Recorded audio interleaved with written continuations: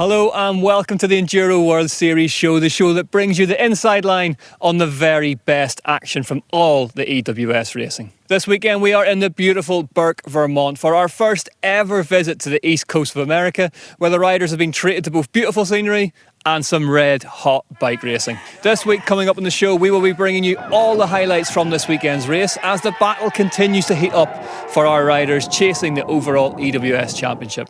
We catch up with Connolly in this week's Rider Diary as she continues to make her incredible recovery from that nasty crash earlier in the season. But before all of that, sometimes listening to racers and commentators at an Enduro World Series race can feel like they are speaking a different language.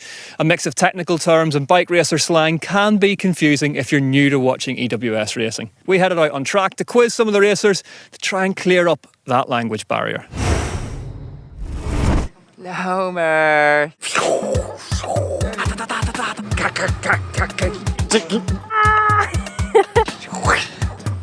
What's that? Liaison. Meandering from A to B and sometimes past C, then back to B. Transfer between two stages that we race. Bottom stage, top stage. The bit of an enduro race. The way to go to the stage and then get a nice downhill. We have a designated time to do the whole thing, but it doesn't count towards the end result of the race. However, the riders can't hang around too much. They have to make their start time for the next stage and they will receive a time penalty if they don't. Pro stage. That's the stage you want to win. Pro stage is a special stage we race on the Saturday. A one-stage effort. Mini downhill race before the big show. Probably the hardest day mentally.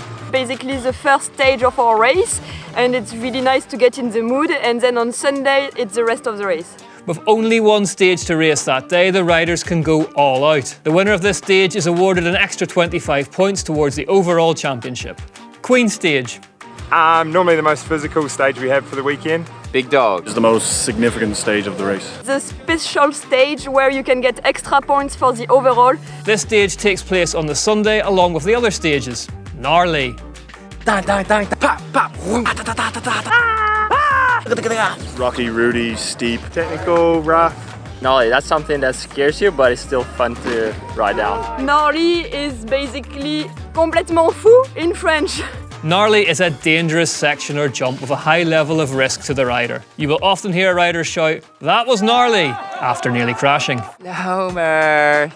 Freshy. The dream. The dream. It's like powder surfing. Dirt explosion. A loamer is its soft and loose dirt but with high levels of grip underneath, and riding one will bring a huge smile to your face. Send. Going really big. Like a jump or drop, something when you're in the air. Let her eat.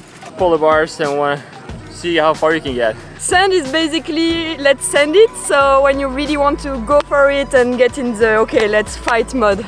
A send is where a rider takes a deep breath and just rides something they are scared of. This could be a jump or a highly technical section.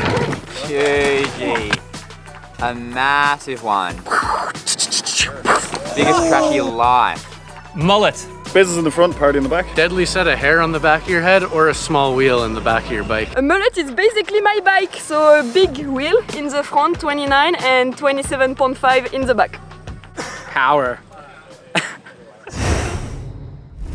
Okay, so maybe not too technical, but perhaps we learned something, or not. Connolly is a rider who had a dream start to the season, winning her first ever EWS in her home country in Scotland at the start of the year.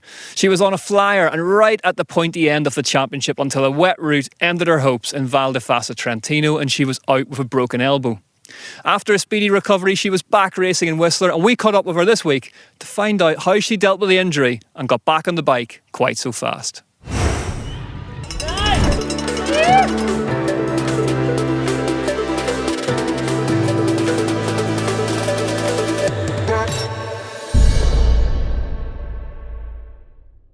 Take one.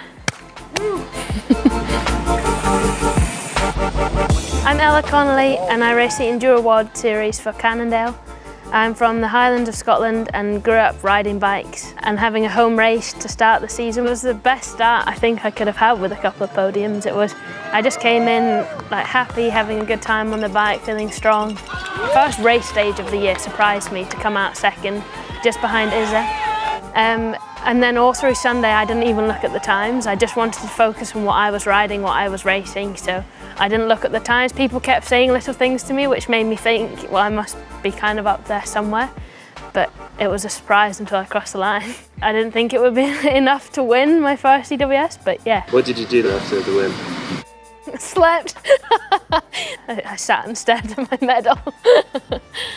Yeah, I was excited to go back to Val d'Ifast. I think the tracks suit me there. It's kind of raw and natural. Practice started pretty well on the first stage of the day. There was a really rooty corner with a bit of a drop in it, and my front wheel caught a big root.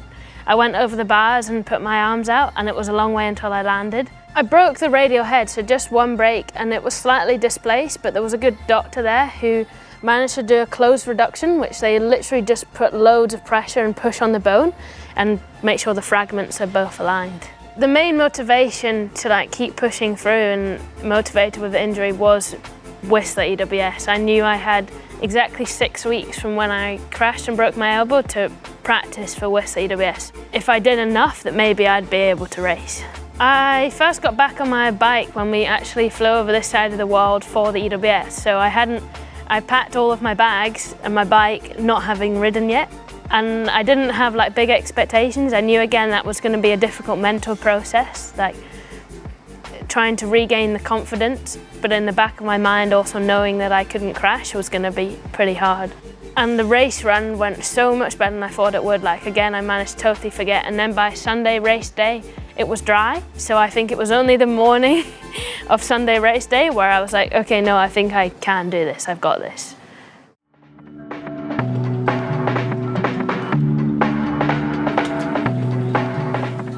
So we're at Shakedown now, which is just basically before the race. Everybody goes and rides one track, the media come out too so we can get some clips and everybody can get used to the terrain that we're going to be riding on.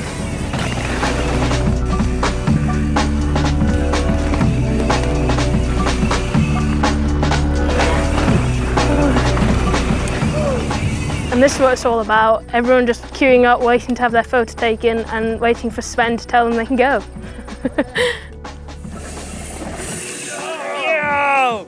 Oh no, that was sick.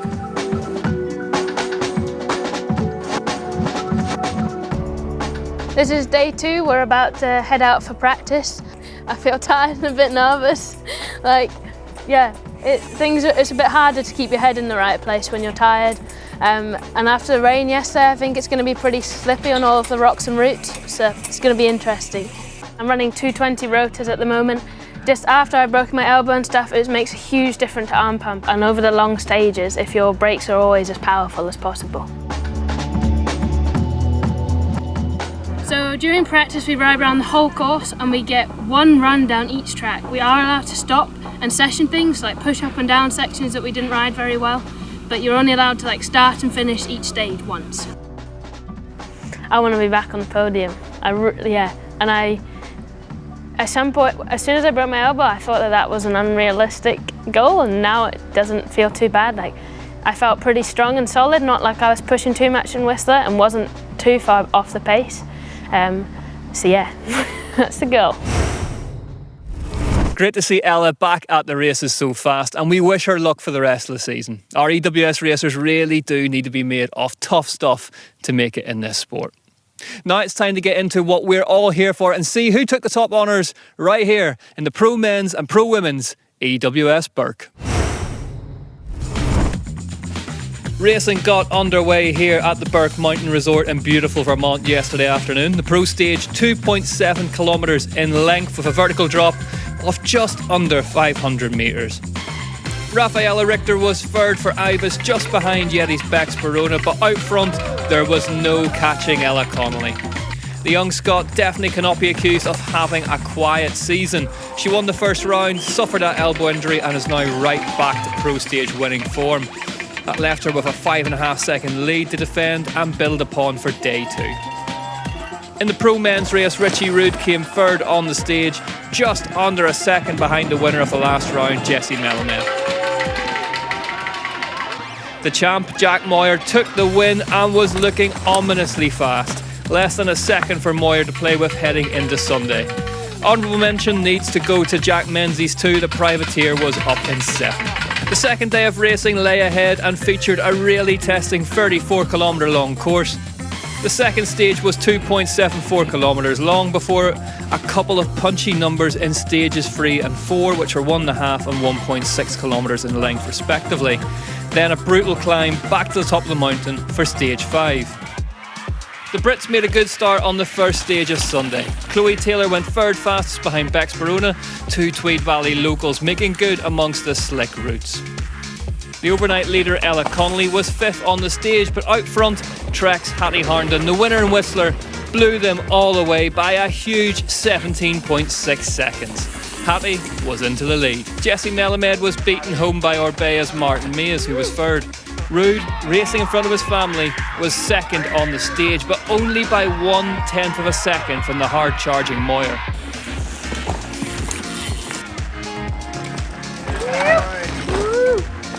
The third stage, Wayne's World into Black Forest, was 1.6 kilometres in length. America's own Jill Kintner was busy delighting the home crowds with a second on the stage.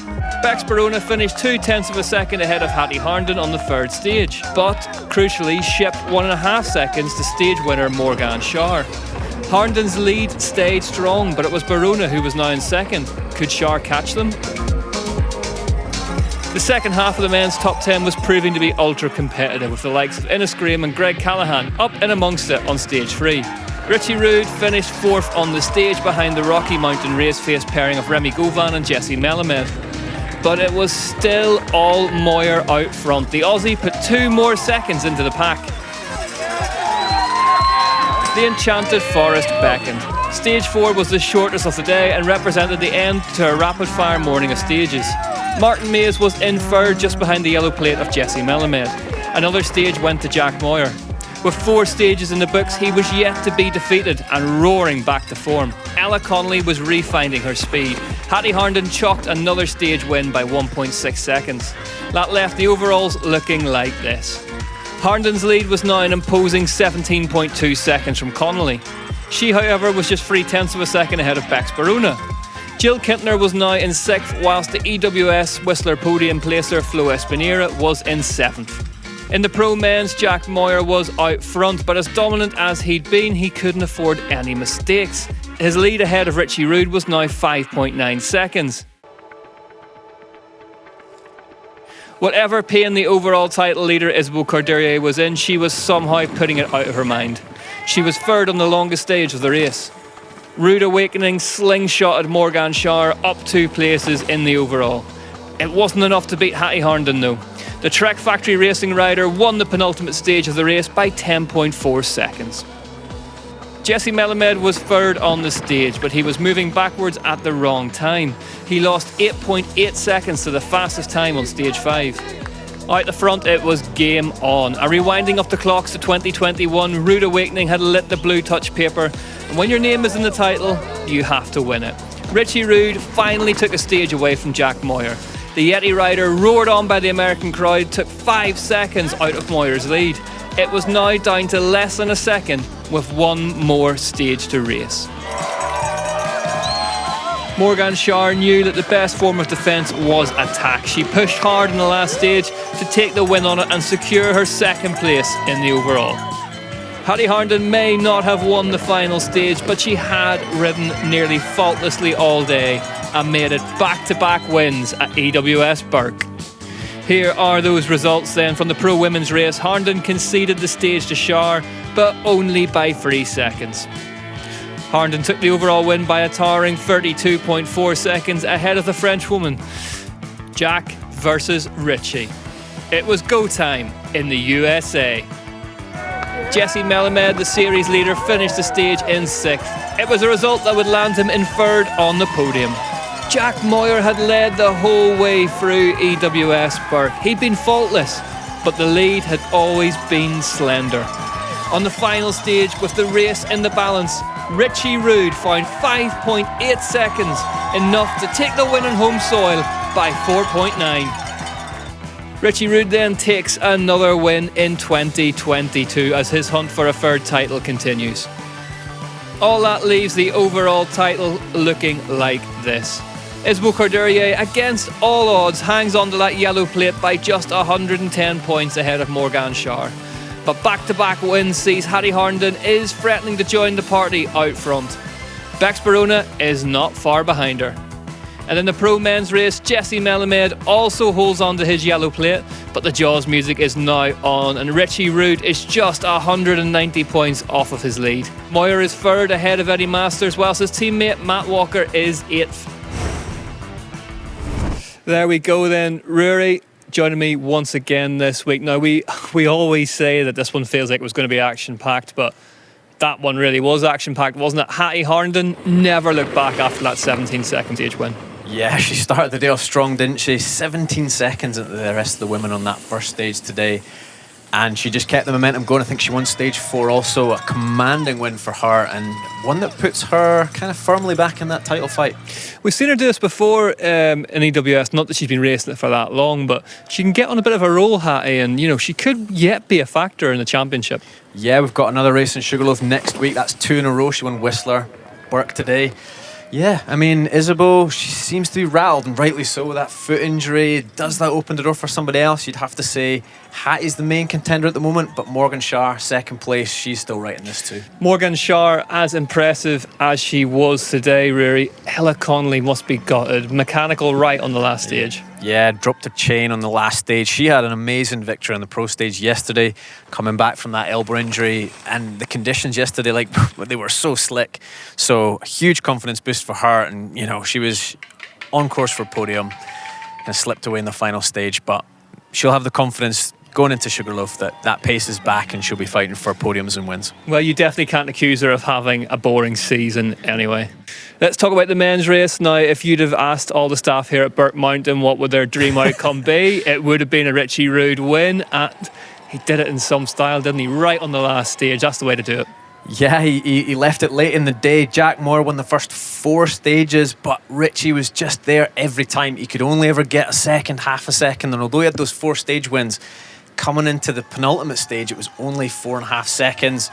Richie won that. It was down to 0.9 going into the final stage, and with all the pressure on his shoulders, he delivered an amazing win for Richie, and one that's got to put him right back in this title fight. Jesse Melamed, of course, we should mention, does leave here still with the yellow plate. He leaves here with his championship lead intact. He won his home round. Richie's won a home round. If you're Jesse, you're on the box today. Happy with that? I think so. I mean, we talk about a distant third. It was probably only 10 or 15 seconds, but you felt after stage 5 when he was 10, 12 seconds back that third was kind of going to be where he was going to end up. I mean, he's still got that buffer to the kind of 4th and 5th place guys, but, at the same time, I'd imagine there'd be a lot of emotions after last week, a lot of pressure on his shoulders. It's suddenly onto Richie, who's delivered on home turf. Will we see Jack take the win in Sugarloaf? I think he's fighting his way back up there, and we'll see him on top of the box before the season's out. I have a quiet feeling that Jack Moyer could well be one of the deciding factors in this championship this year. If he starts doing what he did all weekend here and taking points away from the two guys that are going for it, anything could happen. We need to say honourable mention as well. Jack Menzies, Prince of the Privateers, right up there in the top 10 again. Someone needs to get him snapped up, don't they? Not the first time this year either. He's quietly putting together a really, really incredible season, and like you said, a privateer, doing it all himself. Once again, different venue, incredible ride, and yeah, he's excited to see what he can do in future years. Now, we've seen today that enduro races are often won by the finest of margins. Rory has very kindly donated some of his time to talk about some of the key points out on the stages this weekend.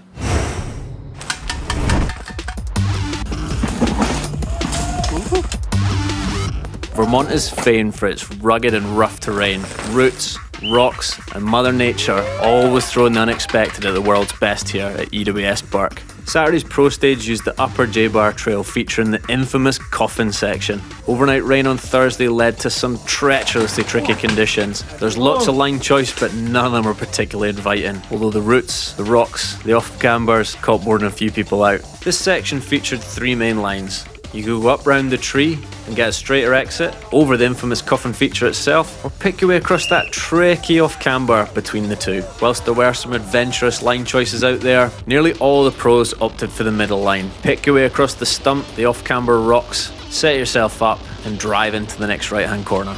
Cannondale's Ella Connolly made short work of this section, picked away across that off-camber rock, over the top of the stump, feet up, very smooth, and walked away with a pro stage win.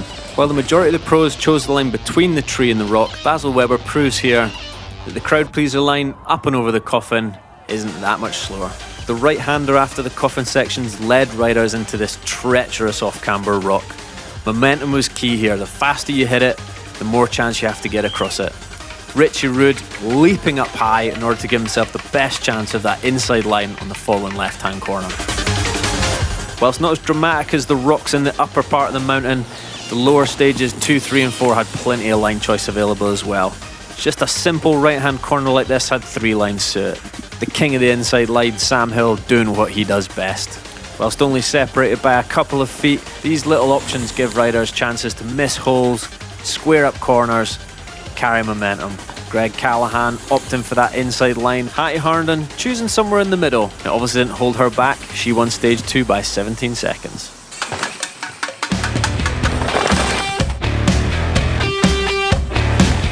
Stage 5, aptly named Rude Awakening, had these really big compressions coming off a high-speed piece section. Riders right saw some steeper compressions into the woods, more direct, but they were harsh if you got them wrong. Timing was everything here. Jesse Melamed, one of the most committed riders on the circuit, decided that not being on the ground is the best option. Although the left line was smoother, riders had to be precise. Get slightly offline at the bottom and there was a big hole waiting to catch you. Unfortunately for Shram Nukpus Elliott Heap, he found that hole and found himself on the ground. Although the objective is always to get from point A to point B as fast as possible, the most direct line isn't always the fastest. Here we see the top 3 riders all choosing this longer line round this right-hand corner in order to preserve speed along the flat section that followed. One of the hundreds of line choice decisions they'll have to make throughout a day racing the EWS. Thanks for joining us this week for the EWS Burke. What a show this place put on. Next week, we will be back with even more racing, and we're staying right here in the USA for another brand new venue. The EWS Travelling Circus will decamp overnight and head just a couple of hours down the road to Sugarloaf in Maine, where the riders will be taking on some fresh hand-cut trails where I expect we will be in for a very special race. We'll see you there. Thanks for watching.